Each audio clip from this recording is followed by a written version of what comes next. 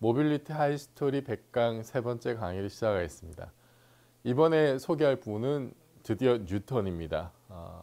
이분이 그 1642년 크리스마스에 그 영국 시골에서 태어났는데, 저거는 그 이제 옛날 달력, 그 율리우스력이라고 하죠. 그 옛날 달력으로 계산했을 때가 저렇고, 저거랑 지금 우리가 쓰는 그레고리력이랑 대충 한 열흘 정도 차이가 나잖아요. 그래서 신력으로 하면은 이제 1643년 1월생입니다.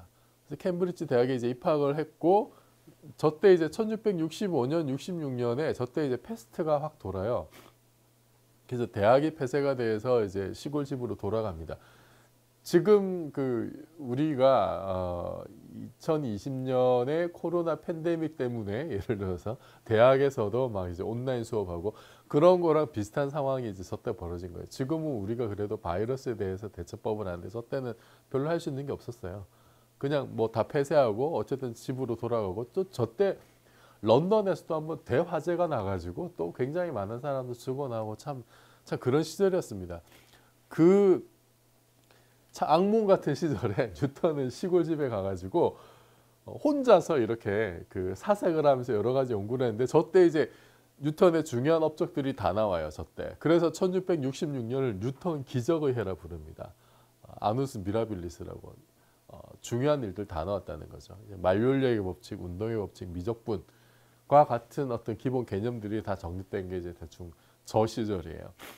다시 이제 역병이 끝나고 나서 그 학교로 돌아와서는 이제 수학 교수로 지명이 됐고, 나중에는 저때 이제 또 연금실을 한 30년 매진을 해요, 뉴턴이. 그러니까 뉴턴이 이제 그 고전역학, 근대과학을 완성한 사람이긴 한데, 또 어떤 면에서는 이 최후의 연금술사라는 얘기를 하기도 합니다. 1687년에 이제 그 자기의 모든 성과를 집대성한 책 프린키피아가 이제 출판이 되죠. 그 헨리 해성을 발견한 그 이제 유명한 헨리가 이제 주선을 해가지고, 하루는 이제 헨리가 이렇게 뉴턴한테 그렇게 이제 물어봤다 그러죠. 이게 저 때는 이제 케플러의 행성 법칙 이런 것들이 뭐 이제 다 잘 알려져 있을 때니까, 그럼 그 행성의 법, 이제 뭐 행성이 태양 주위를 타원 궤도를 돈다 뭐 이제 이런 것들이 이제 정리가 돼 있었는데, 그게 이제 왜 그런 일이 벌어지느냐, 뭐 이제 뭐 지구 태양 사이에 어떤 힘들이 존재하네, 이런 이제 질문을 합니다. 행성 운동과 관련해서. 거기에 그 뉴턴이 이제 그냥 간단하게 이제 답을 했는데, 아니 그건 뭐 그냥 해보면 당연하게 그렇게 나오는 거 아니야 이제 얘기를 했는데, 헨리가 나 같은 사람은 잘 이해를 못하니까 쉽게 풀어달라고 해서 이제 쓰기 시작한 게 프린키피아라고 하죠. 그래서 저 책이 이제 가장 뭐 중요한 책이고, 나중에는 이제 런던에서 조폐국 국장으로 취임하면서 이제 공직에도 봉사를 하게 됩니다. 그러면서 저 때는 이제 그 동전 은화를 이렇게 만들면은 그거를 사람들이 이제 동전에서 조금씩 떼가요, 은을. 그거 이제 딴 데다 내다 팝니다. 그러면 이제 그 주화가 이렇게 되게 보기 흉하게 되겠죠. 그게 이제 골칫거리였는데, 뉴턴이 이제 아이디어를 낸 거예요. 동전 테두리에다가 톱니 모양을 새긴 거예요. 톱니 모양을 새기면 이게 훼손된 게 금방 이제 드러나겠죠.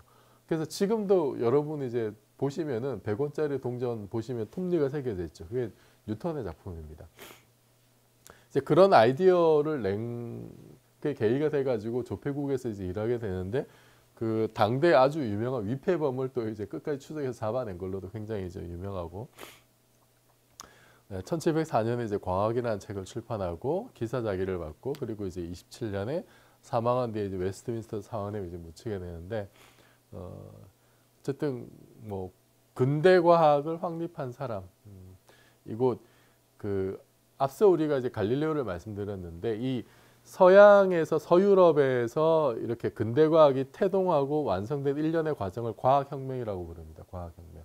대충 이제 출발점을 코페르니쿠스부터 잡아요. 1543년에 그 코페르니쿠스의 그 태양 중심설이 나오는데, 그때부터 해서 뉴턴이 이렇게 1687년에 프린키피아를 썼을 때까지, 요때가 이제 과학혁명이 이제 완성된 때로 그렇게 이제 보통 생각을 합니다. 그러니까 뉴턴은 서유럽에서 근대과학이 태동해서 완성되는 그 과정의 핵심 인물, 그걸 완성시킨 사람이라고 이제 볼 수가 있죠. 그래서 이 책이 그 1687년에 쓴 뉴턴의 프린키피아인데요. 이게 이제 원 제목은 이겁니다. 자연철학의 수학적 원리라고 하는 거고, 이게 이제 보면은 그 이제 라틴어로 쓰는데 필로소피 나추랄리스 프린키피아 매스메티카로 되어 있는데, 여기서 그 원리에 해당하는 프린키피아를 따서 그냥 줄여서 프린키피아라고 이제 얘기를 합니다. 자, 뉴턴의 운동 법칙이 이제 세 가지가 있죠. 이게 그러니까 그 말하자면은 이제 그 이전에 갈릴레오가 또 여러 가지 실험으로 밝혀낸 것들이죠. 거기다가 또 뉴턴이 자기의 생각들을 정리한 거, 그걸 이제 공식화를 한 거죠. 그러니까 고전적인 모빌리티의 어떤 그 완성된 형태라고 이제 볼 수가 있는 겁니다. 뉴턴의 운동 법칙이. 그래서 제일 법칙은 여러분이 잘 아시는 관성의 법칙이죠. 외부에서 힘이 작용하지 않으면 정지한 물체는 계속 정지해 있고 운동한 물체는 그 상태를 유지한다. 이게 이제 관성의 법칙이죠. 그 둘째 법칙이 힘의 법칙인데, 물체의 원래 이제 표현되어 있는 게 운동량의 변화가 물체 작용의 힘과 같다라고 되어 있어요. 요거는 이제 수학적으로 이 운동량에 대한 시간의 변화인데, 이게 수학적으로는 미분입니다. 사실은 미분이고, 조금 그렇게 하면 이제 설명이 어려운데, 보통 우리에게 익숙한 형태로 쓰면 그냥 F는 ma예요. F는 ma. 이제 힘이 작용하면은 여기 이제 F가 힘인데, 힘이 작용하면은 가속도가 있다. 힘이 가속도에 비례한다라는 겁니다. 여기 이제 운동량의 그 변화가 여기서는 이제 운동량이 드러나 있지는 않은데, 뭐 식을 좀 변형하면 운동량이 드러나긴 합니다. 근데 이제 우리에게 익숙한 건 F는 ma죠. 요게 이제 그 두 번째 이제 힘의 법칙이고, 세 번째 법칙이 작용 반작용의 법칙이죠. 두 물체가 이제 서로 힘을 미치면은 힘의 크기는 같고 방향은 반대이다. 뭐 대표적으로 이제 로켓이 날아가는 게 이제 이런 원리인 거죠. 그래서 여기 사실은 이 힘의 법칙을 보면은 외부의 힘이 작용하면은 가속도가 생긴다. 외부의 힘이 없으면 어떻게 됩니까? 힘이 없으면은 가속도가 0이라는 얘기죠. 가속도라고는 여기 A가 이제 액셀러레이션의 약자인데, 가속도가 없다는, 가속도의 개념이 뭐냐면은 시간에 따른 속도의 변화예요. 그러니까 가속도가 있다는 건 속도가 시간에 따라 빨라지고 느려지고 이런 게 있다는 겁니다. 그런데 가속도가 없다는 건 그런 속도의 변화가 없다는 거예요. 속도의 변화가 없다. 속도의 변화가 없다는 거는 원래 정지한 애는 가만히 정지해 있는 거고, 원래 일정한 속도로 움직이는 그냥 그 속도 그대로 간다는 거예요. 그게 가속도가 0인 상태죠. 그죠? 그러니까 이 외부의 힘이 없으면 가속도가 0인 상태가 되는데, 그게 바로 관성의 법칙이 적용되는 상태입니다. 그러니까 관성의 법칙은 힘의 법칙의 특수한 경우, 외부 힘이 없을 때의 경우로 볼 수가 있어요. 근데 이거를 이제 굳이 이렇게 떼놓은 거는 뭐 이제 갈릴레오에 대한 오마주의 의미도 좀 이제 들어가 있습니다. 그래서 아리스토텔레스하고 비교를 해보자면, 아리스토텔레스의 이 어르신의 모빌리티 이거였죠. 힘이 작용해 운동이 생긴다는 거였잖아요. 접촉 기동조가 있어요. 접촉에서 계속 힘을 작용해야 운동이 생긴다. 그게 없으면 움직이지 않습니다. 굴러가던 야구공이 멈춰요. 그러니까 아리스토텔레스의 모빌리티는 이렇게 요약됩니다. 힘이 속도에 비례한다. 그러니까 힘이 없으면 어떻게? 힘이 없으면 속도가 없어요. 속도가 없다는 게 정지하는 거죠. 정확하게 우리 경험에 맞는 어떤 표현입니다. 그런데 뉴턴은 뭐라 그랬냐? 자, 요거를 깬 게 갈릴레오라 그랬죠. 힘이 없어도 굴러가는 애가 있다라는 거예요. 그게 이제 관성의 발견인데, 뉴턴의 제2법칙은 뭐냐면은 힘이 작용하면 가속도가 생긴다는 거예요. 가속도. 지금 아리스토텔레스는 힘이 작용하면 운동, 속도가 생기는 거고, 뉴턴은 가속도가 생기는 겁니다. 그래서 힘은 가속도에 비례해요. 이게 결정적인 차이입니다. 힘이 속도에 비례하느냐, 가속도에 비례하느냐. 그래서 이거를 기호로 쓰면 이렇게 되죠. F는 A에 비례한다. 그러니까 앞서 봤듯이 이 비례상수가 질량 M에 해당하는 겁니다. F는 MA가 되는 거죠. 그래서 이 차이를 극명하게 알 수 있는 게, 좀 전에 말씀드렸듯이 외부의 힘 F가 0일 때 어떻게 되냐 보는 거예요. 0. 외부의 힘이 0이 되면 아리스토텔레스에서는 속도 자체가 없죠. 그냥 멈춥니다. 이게 접촉 기동자 이론이죠. 축구공을 찾는데 접촉 기동자가 없는 상태가 되면 굴러가다 멈춰요. 이 일상 경험이 만든 겁니다. 뉴턴의 얘기는 뭐예요? 힘이 없으면 가속도가 없다는 거예요. 속도의 변화가 없다. 속도가 없는 거하고 속도의 변화가 없는 거하고 전혀 다른 얘기죠. 그러니까 아리스토텔레스는 속도 자체가 없다는 거고 뉴턴은 속도의 변화가 없다. 정지해 있는 애는 계속 정지해 있고 움직이는 애는 그 상태 그대로 유지한다. 이게 이제 결정적인 차이입니다. 그래서 그 비례상수는 질량에 해당한다는 거예요. 질량. 자, 그 다음에 뉴턴이 이제 중요한 업적이 이제 만유인력의 법칙을 발견한 거죠. 만유인력. 그걸 이제 그냥 정리해서 말하자면 이 질량이 있는 두 물체, 라젠과 스몰엠이라는 질량을 가진 두 물체가 거리 r만큼 떨어져 있으면 이 둘 사이에 요런 힘이 작용한다. 예, 그냥 수식으로 썼습니다. 그래서 이 힘이 작용하는데 일단 이 마이너스 부호가 붙은 건 서로 땡긴다는 의미고요. 이 질량의 곱에 비례하죠. 질량의 곱에 비례하고 그다음에 이 떨어지는 거리 제곱에 반비례합니다. 그리고 이제 비례 상수를 이제 G라고 뭐 중력 상수, 뉴턴 상수라고 부르는 건데요. 일단 이 질량의 곱에 비례한다는 게 어떤 의미냐? 예를 들어서 이게 이제 뭐 지구라고 해봅시다. 이게 뭐 사람이라고 하고 지구의 질량과 사람 질량의 곱에 비례하는 힘이 있다는 거예요. 그럼 지구 질량이 2배가 됐다. 그러면은 그 힘이 2배 커지는 거예요. 사람 질량이 3배가 됐다. 그러면은 그 힘이 커지는 겁니다. 자, 그다음 또 중요한 게 이 거리 제곱에 반비례한다는 건데.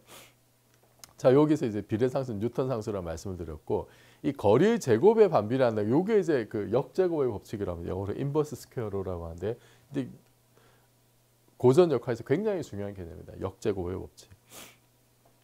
이게 어떤 의미냐면 거리가 2배 멀어지면 힘은 제곱에 비례해서 작아진다.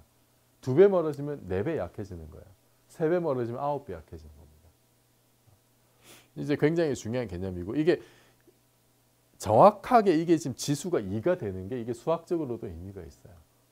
요거 때문에 행성의 그 태양 주위를 도는 행성의 어떤 궤도가 안정적으로 유지가 될 수 있습니다. 요 값이 이상한 값이 되면은 그러면은 지금 태양계 같은 운동이 형성될 수가 없어요. 그래서 이제 이게 지금 정확하게 2인가 아닌가 이거 상당히 이제 중요한 포인트이긴 합니다. 그래서 어쨌든 힘의 거리의 제곱에 반비라는 그런 힘이 있다. 그걸 이제 역제곱의 법칙이라고 하고 전자계에서도 이제 이런 비슷한 힘이 작용을 하죠. 쿨롱의 법칙 같은 거. 근데 이 만유인력이 저도 어릴 때부터 만유인력이라는 말을 많이 들어왔는데 여러분도 뭐 어릴 때부터 들어오셨을 겁니다만 이 만유라는 게 이게 한자로 이거예요. 1만 만에 있을 유자입니다. 이게 영어로 유니버설이라는 뜻이에요. 그러니까 왜 유니버설인가 이게 이제 중요한 포인트예요. 왜 유니버설인가. 자, 지구 달이 있으면 아리스토텔레스 굉장히 과장해서 그린 겁니다. 지구 반지름은 6,400km고 지구 달 거리는 38만 km죠. 굉장히 과장해서 그린 건데 어쨌든 아리스토텔레스 세계에서는 이게 이제 천상계, 지상계 나누는 기준이죠. 달 위쪽은 천상계, 달 아래쪽은 지상계, 더티한 세상. 달 위쪽은 완전한 세상이에요. 근데 이제 뉴턴이 이제 이런 사고실합니다. 지구의 높은 산에 올라가가지고 사과를 이렇게 던지면 어떻게 될까? 여기서 진짜 극단적 생각을 합니다. 지금 이 비행 거리가 만약에 지구 둘레만큼 되면 어떻게 될까? 이런 극단적 생각을 한 거예요. 무지하게 세게 던지면 높은 산에 올라가서 사과를 내가 무지하게 세게 던졌어. 그래서 이 비행 거리가 지구 둘레만큼 되면 어떻게 될까? 그러면은 얘가 달처럼 지구 주위를 돈다고 이제 알아낸 거예요. 그러면은 이거는 거꾸로 얘기하면 달이 지금 저렇게 지구를 도는 것도 마찬가지 아니야? 끝없이 지구를 향해 추락하는 사과와 다를 바가 뭐냐 이렇게 된 거야. 내가 지금 여기 지상에서 사과를 이렇게 던지면 가다가 이렇게 추락을 하는데 무지하게 세게 던지면 지구 주위를 도는 것처럼 달도 지금 그런 상황이 아니냐. 그러면은 그 상황은 지금 내가 이렇게 멀리 던지면 이게 멀리 비행하다 추락하는. 근데 이게 하필이면 지구 주위를 한 바퀴 돌게 되면은 끝없이 이렇게 지구를 향해 추락하는 상황이 연출이 될 텐데 달이 지구 주위를 도는 것도 그거랑 마찬가지 아니냐. 만약에 이제 자기가 생각했던 그런 중력이 작용을 한다면 그러면은 이게 왜 이게 중요하냐면은 갑자기 이 천상계에 있던 달이 지상계의 물체가 돼버린 거예요. 사과는 지상계 물체죠. 불안정한 세상의 지상계 물체. 달은 천상계에 있는 겁니다. 둘이 같아져 버렸어요. 지상계에서 사과가 떨어지면 이건 그냥 본성적 운동이죠. 아리스토텔레스에 따르면. 그 다음에 천상계에 있는 달은 완벽한 원운동합니다. 지구주를 돌아서. 전혀 다른 법칙이 작용하고 있었어요. 아리스토텔레스의 세계관에서는. 이분법적 세계관. 그런데 뉴턴은 어떻게 했느냐. 자기가 중력을 가지고 와서 이 질량이 있는 물체 사이에는 지구 달이든 지구 사과든 똑같은 힘이 작용한다. 똑같은 그 형태에. 그렇게 되면은 사과가 떨어지는 거랑 달이 지구 주위를 도는 거랑 근본적으로 다르지 않다는 거예요. 근본적으로 다르지 않으니까 그러면은 천상계에 작용하는 법칙 따로 있고 지상계에 작용하는 법칙 따로 있고 이렇게 나눌 필요가 없다는 거죠. 나눌 필요가 없고 하나의 법칙으로 천상계, 지상계를 한 큐에다 설명할 수 있다는 겁니다. 그래서 천상계와 지상계가 하나의 자연 원리로 통합이 된 거예요. 별도의 법칙이 필요 없습니다. 그래서 유니버설이란 말이 붙어요. 유니버설. 천상계, 지상계 구분할 필요 없어. 내 이걸로 하늘에 있는 행성운도 다 설명할게. 그게 프린키피아인 거예요. 대성공을 거둔 거고. 그래서 이게 대성공을 거두니까 이제 후대 사람들이 보편 법칙을 찾아 나선 거죠. 그걸 하는 사람들 과학자라 부른 거고. 그런데 이게 지금 사실 한계가 있습니다. 태양, 지구가 서로 이렇게 그 중력 작용하는 거는 원격 작용이에요. 영어로 액션에더 디스턴스라고 합니다. 1억 5천만 킬로미터 떨어져 있는데 어떻게 서로를 느끼고 힘을 주고 받느냐, 어떻게 이 모빌리티가 성립하느냐, 이렇게 멀리 떨어져 있는데 이건 되게 신기한 일이에요, 사실은. 그래서 이게 사실은 이 둘 사이에 뭔가 작용한다. 이 왓에 대한 답은 됩니다. 만류력이. 중력이 있다. 중력이라는 애가 있어. 그래서 뭐 how하고 어떻게 이게 서로 작용하는지 그리고 왜 이런 힘이 있는지는 설명하지 못하지만 어쨌든 뭔가 중력이라는 애가 있어. 그것 때문에 지구 태양이 멀리 떨어져 있지만 하여튼 서로 힘을 작용하면서 지구가 태양 주위를 돌아. 이게 설명이 되는 겁니다. 근데 how는 없어요. 이게 어떻게 가능한지. 이거는 마술입니다, 사실. 다른 말로 하면. 그래서 뉴턴이 이제 연금술에 매진을 했기 때문에 뭐 끄는 힘, 미는 힘, 이런 원격 작용 이런 것들이 이제 이런 그 뉴턴 역학에 스며들어 있다. 그러니까 뉴턴이 프린키피아 이제 이런 얘기했어요. 가설을 설정하지 않는다. 가설은 이제 뉴턴에 따르면 실험이나 경험적으로 검증할 수 없는 설명. 그러니까 좀 약간 좀 형이상학적인 어떤 그런 요소들을 빼겠다라는 의미를 쓴 거예요. 그 현상의 기술에 만족을 한 겁니다. F네메 같은 거. 요게 이제 현상의 본질, 원인은 다루지 않아요. 이게 그 아리스토텔레스하고 다른 거죠. 아리스토텔레스는 뭔가 본질, 목적론적인 본질을 추구했잖아요. 돌멩이가 왜 떨어져? 본성을 찾아간다 이래버린 거거든. 그게 목적론적인 기술이죠. 뉴턴은 그걸 안 한 겁니다. 그냥 현상의 기술. F가 뭔지 따지지 않아요. F의 본성을 묻지 않습니다. 그냥 현상적으로 속도가 변했다. 그래서 가속도가 있다. 그러면 그냥 힘이 작용한 걸로 보자는 겁니다. 이게 그 현상에 대한 기술적인 어떤 표현인 거예요. 이게 이제 성공을 한 거죠. 그래서 나중에 과학에서도 이제 그 빛이란 무엇인가를 그 굉장히 미세한 입자로 이제 그 분석을 한 책이 과학인데 거기서도 어떤 그 자체의 그 메커니즘, 미시적인 세상에서 메커니즘 빼고 거시적 현상만 이제 기술을 하는 그런 게 그런 걸로 이제 빛의 현상을 이제 설명을 하는데요.